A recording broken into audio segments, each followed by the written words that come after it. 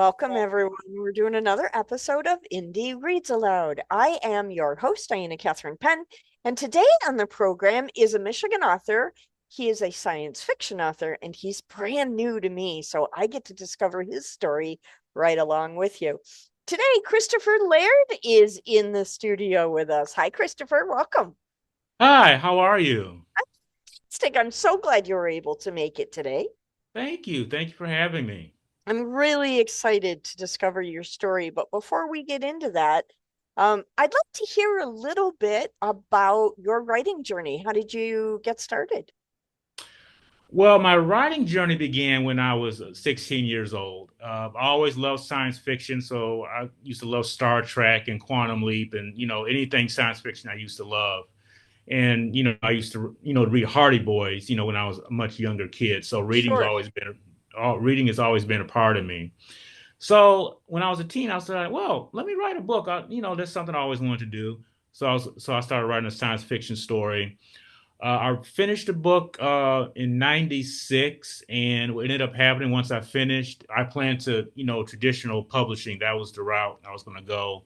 Sure. And when I started college, I had just forgotten about it. I got, involved getting my degree, getting a job, moving, and all that stuff, and my book went on the back burner. And when I turned 36, I opened my closet, and my manuscript was still there.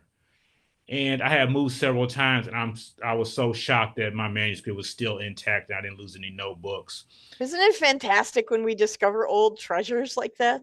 It is. And I opened it up, and I said, "Oh wow, this is terrible. Like I can't publish this. This is because my writing and my thought process has changed so much, since Sure. I was 16 and I was 36 at the time." And I said, "Ooh." So I did a total rewrite of the whole novel. I think I kept the premise and I only kept two characters. Okay. So I self-published the book in 2017 and it reached as high as number 13 on Amazon's bestsellers list. And That's fantastic. yeah. hmm So what was the tipping point on the scales when you said, okay, I'm going to independently publish. I'm not going to chase that traditional publishing path. What was the thing that made you change your choice? I think one of the main things was we're talking 1996 and now we're in like 2016 and the avenues of publishing and marketing has changed dramatically, not Yes, like it was in 96. So there's more easier avenues, more better opportunities for self-publishing now than there was 20 years ago. absolutely. So I said, well, let me just give this a shot because it's much easier to get your book published now than it was like 20 years ago. So I, Well, and there's so many more opportunities open to us now. I mean, I know I published my first book 35 years ago, and it was wow. the market was so different then, right? So now we have all these new opportunities and new ways that we can leverage our careers. So I think it's cool that you decided to indie publish. Welcome to the pack. Yeah, thank you. Thank you. It's been fun. So tell me a little bit about the book. You're going to be reading from The Journey of Tanis. So give a quick synopsis. What's this story about? So I love the Journey of Tanis. It has a lot of great characters. So it's not your traditional, oh, Armageddon novel, oh, the asteroids come in, everybody's going to die. So it is an Armageddon novel, but what's approaching Earth is called a GRB. And a GRB, if no one knows, is a gamma ray burst. And it's basically when two stars collide and a bunch of radiation just shoots out. Okay. So this happened in the 1800s in a faraway galaxy. Two stars collided, and this radiation just spews out and it's heading to Earth, and it's going to make contact in the year 2077. So the government knew about it. They tried to stop it in the 50s, and they failed. And they kept trying, and then by the time this GRB was coming to Earth, it was kind of just too late. So they said, well, let's not tell anybody.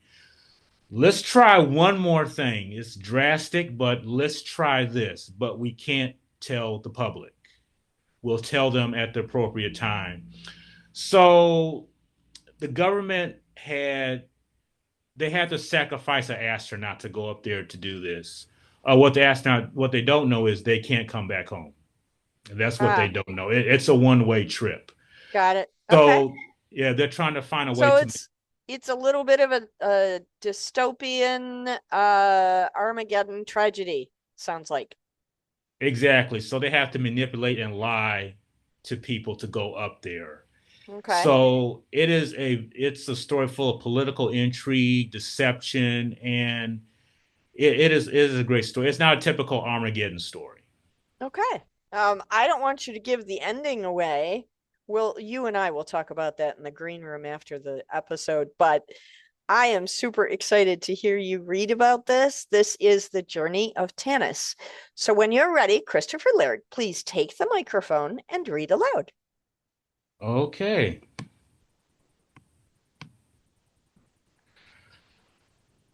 Brianna was in the kitchen cooking dinner. As she was preparing the salmon, she folded over in pain onto the counter. Using her hands, she caught herself to break her fall. Her eyes were closed as she was absorbing the pain in her abdomen. She began to grind her teeth and pull herself together until the pain subsided. Once the pain blew over, she let out a heavy sigh of relief. She squinted at the holographic cookbook that hovered over the island. She huffed as she was confused over the number of spices to add to the salmon as she was preparing it. She added the amount she thought she needed and proceeded to put it in the oven. She was also watching the news on a holographic setup in the kitchen. She had been paying attention. She had not been paying attention to the news as she was so involved in preparing the salmon. She suddenly caught the tail end of a news story that involved the story of the men who had recently died. Dr. Roy Ishkia, an engineer, and Dr. Liam Troy, the man who came up with the cure for leukemia. She paused and realized that the murders of some very prominent people as of late. Suddenly, her cell phone rang and snapped out of her trance. He saw it was Jeff and hit the holographic dashboard to answer the phone. Jeff's image appeared on the holographic screen that was also above the island. Hey, Jeff. Well, this is a surprise, Brianna exclaimed excitedly. Hey, Brianna. Hope I didn't call at a bad time. Soon, Anthony, her husband, walked into the kitchen. Hey, Jeff. Good to see you, buddy, Anthony said, surprised to see him. Well, what's up? Brianna asked. Well, NASA is sending me back up there in 2 months. What? Brianna gasped. You just finished a mission, didn't you? Anthony asked. Yeah, I did. This one is kind of strange. What do you mean? Brianna said, quickly wanting to know more of the details. Well, he was kind of vague with everything. James called me and said that he needed to meet with me about this mission. When I told him I was getting back from the one I just left, he wanted to spend time with I wanted to spend time with my family, and he said I was the only qualified one enough to go up there, and that was that. Wow, that's strange, Brianna wondered. He didn't say what the mission would be? No, he said he would tell me in person. He couldn't tell me over the phone. Wow, that seems pretty important, Anthony asked. What about your crew? Brianna asked. James said they had to be the ones James said they had to be the ones that he picked, much like the ones you have for your mission. Brianna did not respond but looked away from Jeff, overwhelmed with confusion. Well, that's odd, Anthony responded. Jeff, I talked to Zen after the ceremony. He said he had a meeting with James and Gillespie the next day. Could there be any correlation to what they may have been with you? I don't know, Bree. I thought Zen was on a skiing trip in Utah. Yes, he did mention that to me. But back to this meeting, something seemed off about it. Jeff paused for a moment, a look of concern. Yeah, something else too. General Gillespie was with him, which I found strange. Gillespie? You said that he's been down there a lot as of late, Rena pointed out. Yeah, I bet his constant presence there has been something to do with this mission. Well, Jeff, you know I'll support you any way I can. Jeff paused for a moment and took a deep breath. I know, I appreciate that. I just feel something is not right. James seemed really anxious about this, almost scared, like he hated to tell me about this new mission. Gillespie didn't say much. just stared at me with that serious face he always has. That's typical of us military types, Anthony quipped. Brianna, I just want to keep you in the loop. I know you're retired, but I trust you, Bree. I never did trust James or Gillespie, but with this sudden secrecy talk, now I really don't. Like that telescope you were sent to fix, they were doing something else up there too. It may be related to my upcoming mission. Let us know what's going on after your meeting, Brianna said urgently. Urgently. When is it? It's tomorrow morning. Wow, that's soon, Brianna gasped. They really want you up there fast, huh? Anthony added. That's what worries me. They seemed really serious. Please, Jeff, keep me posted. I will talk to you soon. Bree, did Zen fill you on that meeting? Have you heard from him? Jeff asked urgently. No, his phone has been off since then. I'm assuming he turned his phone off for his vacation. Jeff sat in a conference room at the NASA headquarters and waited for James and the rest of the head NASA brass to show up. Jeff began to rub his sweaty palms and sigh, continually waiting for them to show up. A bowl of adrenaline churned in his stomach, anticipating what this meeting was about. He closed his eyes and realized the room smelled like a newly furnished lobby of a law firm or something. Then James came in the room along with Dr. Grange, and the adrenaline in his stomach churned harder with fear. Following behind him was the usual NASA top brass. Then came General Gillespie and other military officials he did not recognize. Officials from the Navy, the Army, the Air Force, and Marines, all high-level officials. A few more men in suits followed, and then a tall man in a light gray suit was the last one. Also, some military officials were not the Joint Chiefs, none he had never seen before. Everyone sat down, and James Gillespie sat next to him, with James on his right. Mr. Walton, thank you for joining us today. Would you like something to drink? Some tea, water, coffee? No, no, no, thank you. I'm fine, he replied.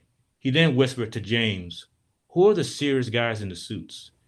You wouldn't believe me if I told you, he whispered back.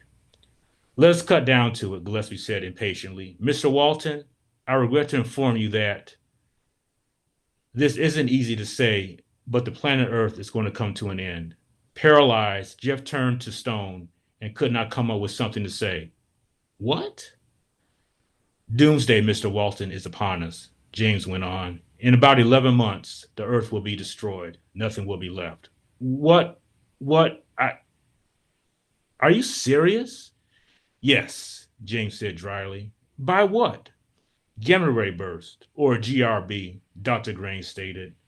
Dr. Grange got up from her seat and activated the holographic screen. It showed actual GRB headed towards Earth in real time.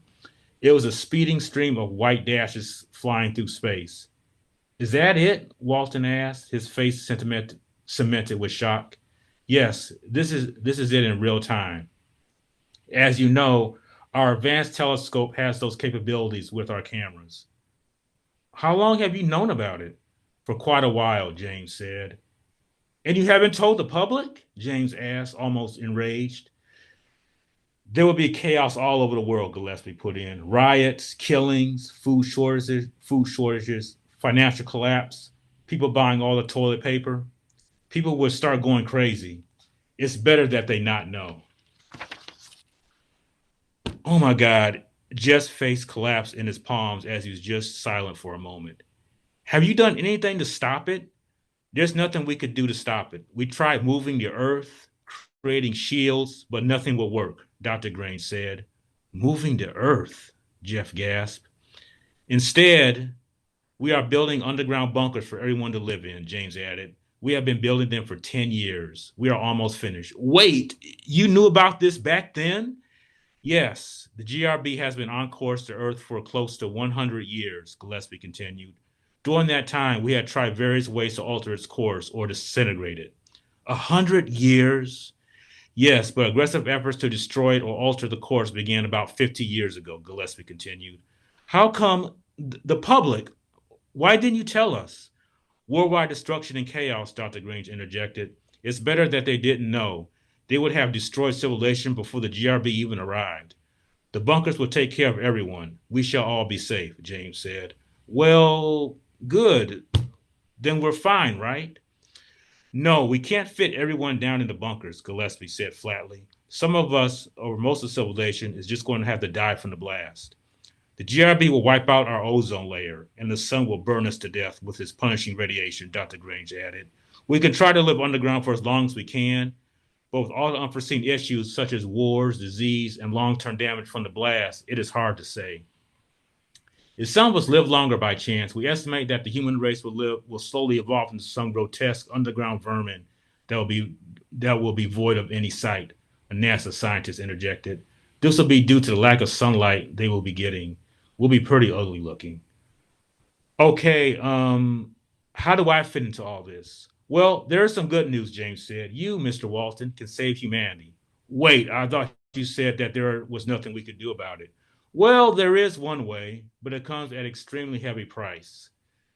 Mr. Jones said out of nowhere. What price is that? Brianna Alsobrooks. Jeff was confused. His eyes scanned the entire table of VIPs. Brianna, I don't understand. What does she have to do with all this? And what role will I play in it? Brianna is the only one that can save the human race, but she retired and refused to return. We will have to force her to go up there, Gillespie explained. Unless you can convince her to go, we will have to. We will have to sedate her and slip her onto the ship, Dr. Grant continued. From there, she will have to be awakened to accomplish the mission. You will not return to Earth on this mission. This is a one-way trip, Gillespie added darkly. Jeff was paralyzed by what he had just said. His mouth was slightly open, unable to muster any response. It all sounded insane to him. This is insane. You can't be serious. We're deadly serious, Mr. Walton, James said. Wait, why do this to Brianna? Why is she so important? We can't tell you unless you agree to do this first. I'm sorry, I can't. Firstly, I'm not going anywhere without my family. I can't leave them. I was raised as an only child. My father left us, and I watched my mother struggle to take care of me. I will not do that to my family. Secondly, I will not do this to this. I will not do this to Brianna. She is like a daughter to me, and you can't even tell me why she is so important that we have to sedate her and bring her on board. You need to do this, Mr. Walton, Gillespie demanded. No, absolutely not. James became quiet for a moment. Mr. Walton, you have no choice but to do this. We told you all we told you all this is top secret information.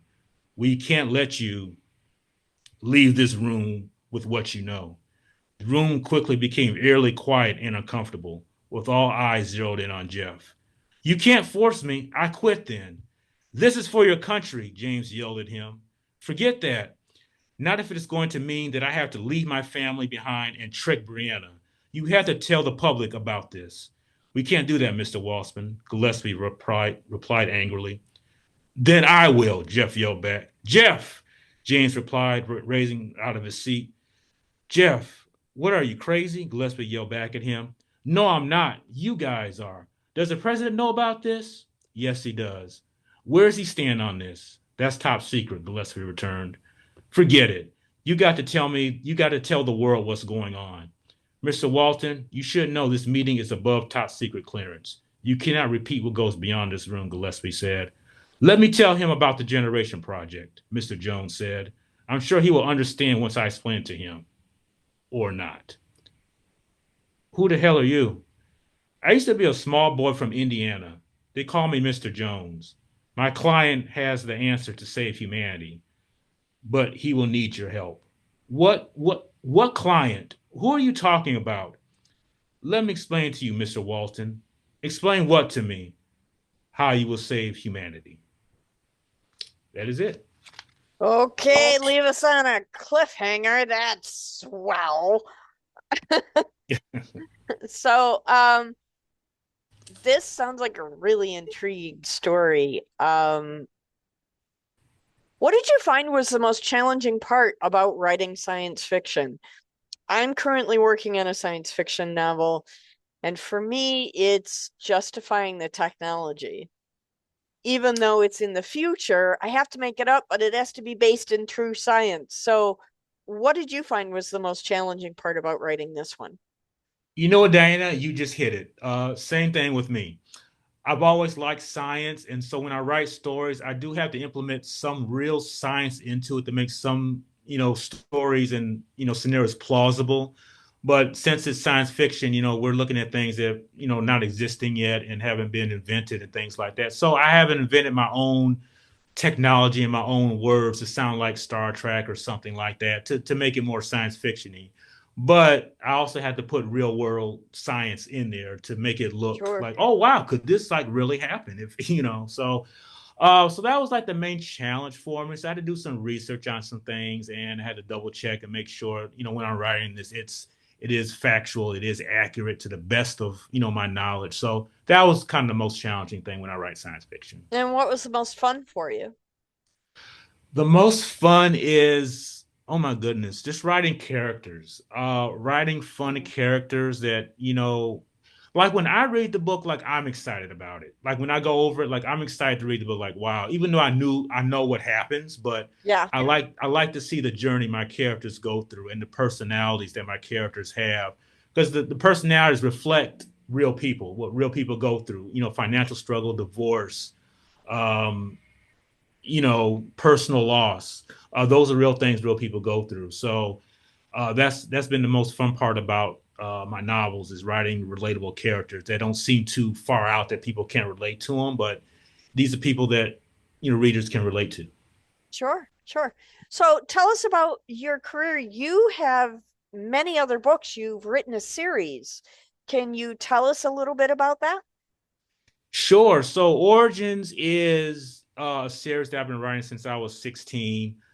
It's been so much fun writing the It's again book. science fiction, right? Yes, Okay. yes. And this is to stay short. It's about a particle in space that created the universe and created God Himself. And people have been looking for this particle for like many centuries. Nobody could find it. And then some evil aliens had found it, and that's how the story just takes a real, just major shift. And it's a very exciting series. And when I wrote the first one, like I said, I had to rewrite it because the first one was just so terrible. But I had to create a buffer character. I had the protagonist and I had an antagonist, but I had to create a buffer character to kind of link the two main characters together. Okay. And that buffer character ended up being the main character in my novels for just some strange reason. It's Everybody, amazing how they tend to take over sometimes. yeah, they Yeah. do. And so the buffer character is now the main character in the series. Everybody loved her. Like when the first book came out, people I got emails saying, "Oh, I love Exana. She is so incredible." And kind of like the protagonist, antagonist, people kind of like forgot about them and Okay. they love Exana more. So she's like the flagship character now in the series. That's fantastic. How many books are in the series so far? I have four in the series. The fifth one will be out hopefully by the end of this quarter. So hopefully by the end of March, the fifth one should be out. Fantastic. Great. And then what's on your creative calendar coming up next? Well, like I said, Origins 5 will be out this quarter. So hopefully by the end of March. And then I wrote my first novella. So that will be out in October. This book's already finished. Is I just have that to. is that also science fiction? Yes, that's a science fiction too, and I haven't come up with a title yet, but it's a spinoff of the Origin series. So it's Fantastic. science fiction meeting Dracula. So Oh wow. Okay. it's a Halloween themed book. So that's why it's going to be released in October. Okay. But Dracula has taken over the Earth, and the characters from the Origin series have found out, and now they have to stop Dracula from taking over the world. So. That sounds like a fun read. I So would yeah, love it if you come back after it's released and read for us again. yeah, that sounds great. I'd love to do That'd be that. wonderful. And then please sign up to come back and read all your other books in the Origin series as well. We love discovering new authors and falling in love with new series. Oh, thank you so much. I'd love to do that. I'm so glad we met today. Thank you for your time. I'm so glad we met too. Thank you for your time as well. Have an awesome day. Okay, you too. Thank you.